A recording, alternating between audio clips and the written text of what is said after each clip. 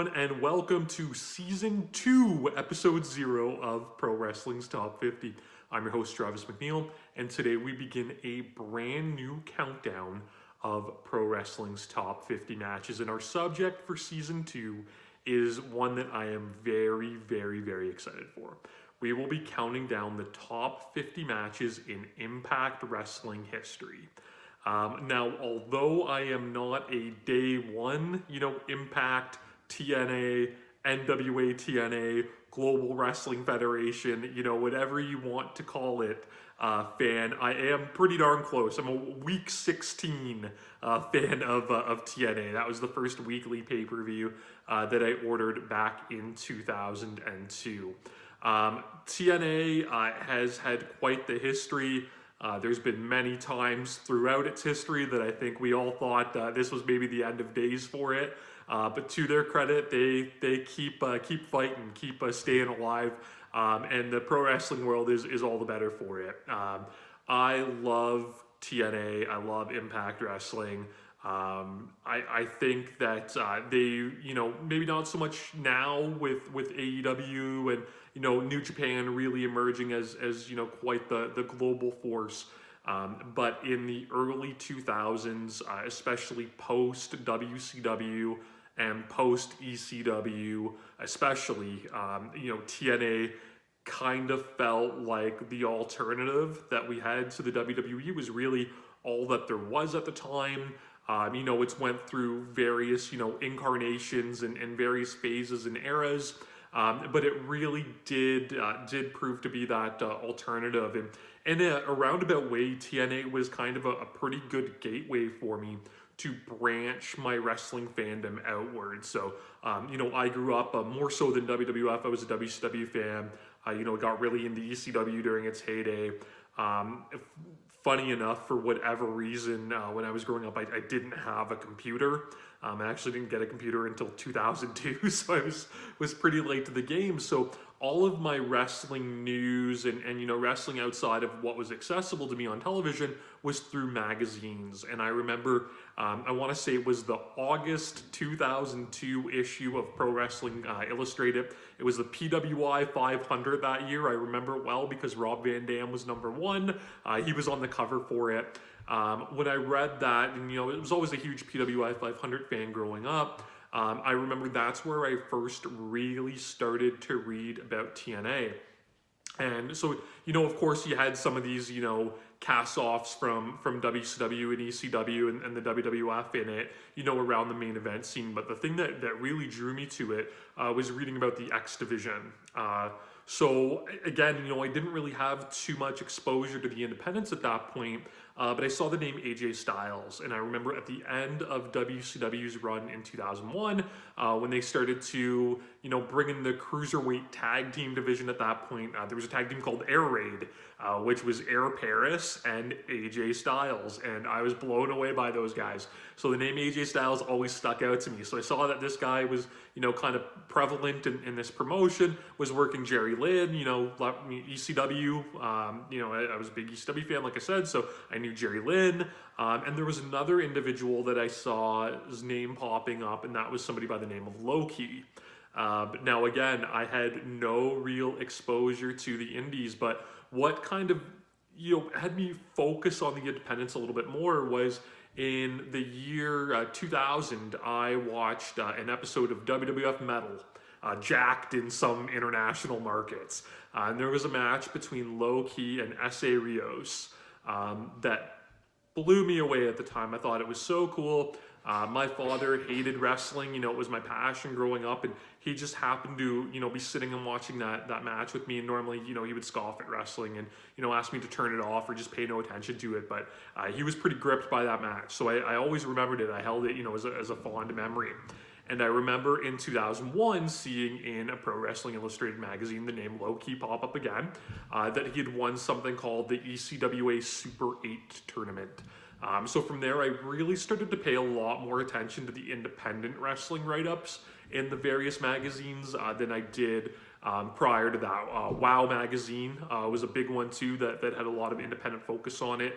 And again, it came in, the late 2000s. I think it actually stopped in 2001, but it was another one I read about CZW and, ICW in New York and USA Pro and Jersey All Pro and all of these other independent organizations that I would eventually become such a fan of. So I read through the PWI 500 as I did every year and tried to learn the names of some of these independent wrestlers, but AJ Styles and Low Ki stuck out, and they had talked about them competing in NWA TNA alongside Jerry Lynn, Psychosis, and Christopher Daniels, who I've been reading about for a couple of years at that point. And a lot of Tony Mama Luke and Elix Skipper and all of these guys that I liked in the late days of WCW, ECW, and it piqued my interest. But I had no idea what TNA was at that point. So flash forward to the end of August 2002, I got a computer, and the first thing I did is I had a friend show me, I'll shamefully admit this, show me how to look up pro wrestling and music and whatnot on Kazaa. So the first thing I did is I looked up NWA TNA, and I checked out a couple of matches. I did the same with Ring of Honor, and that's, what really exposed me to there being this new alternative. And the first NWA TNA pay-per-view I ordered, like I said, was week 16. There was a main event ladder match on it. There was a 15-minute Iron Man match that had Low Ki in it. So, it really... it really drew me to it. I paid the $10 and I didn't look back since then. I watched the TNA weekly pay-per-views almost every single week. I've stuck with it. My interest is, faded in and out, over time. I thought 2005 peak era TNA, one of the best years I think any company's ever had, because the X Division really took off. At that point, I was, fully engaged in my independent wrestling fandom. So they had tons of guys that I loved. Bringing in Samoa Joe was a really big deal for me at the time too. As such a huge Ring of Honor fan, so they really gripped me at that point. They still had a lot of the runoff kind of stuff from the weekly area that we'll talk throughout. That I wasn't a huge fan of. Vince Russo being a prominent point in that. But from 2005 up until the end of 2009 was a really great run for TNA. Some unbelievable matches, a lot of frustration too, but what promotion doesn't have that? 2010 at the start of the year, they brought in Hulk Hogan and Eric Bischoff. The promotion shifted a lot at that point. I do, still really think that there was a lot of quality there, but a lot of missing the mark, and TNA's kind of alternative appeal it had to me leading up to that point, it kind of started to feel a bit more like a WWE light, which maybe it was going for as it was trying to compete on Monday nights and whatnot, but it really didn't work for me. And I think some of my fandom went away quite a bit there. When they eventually lost the Spike TV deal, it became a little bit harder to check out Impact. I didn't get it on television for a little while. And from there it kind of weaned. That said, Impact's back at the forefront again. They've got a working relationship with AEW, a working relationship with New Japan, and it kind of seems like they might be in the spotlight a little bit more going forward, and I think that is awesome. So as we go through this list, you're going to find some hidden gems, some matches that you might not have known existed or that, were nearly as good as they were. You're going to see some of your current favorites from the WWE or AEW who arguably had some of their absolute best work in TNA. You're also going to see, guys from the WWE that also had some of their best work in TNA.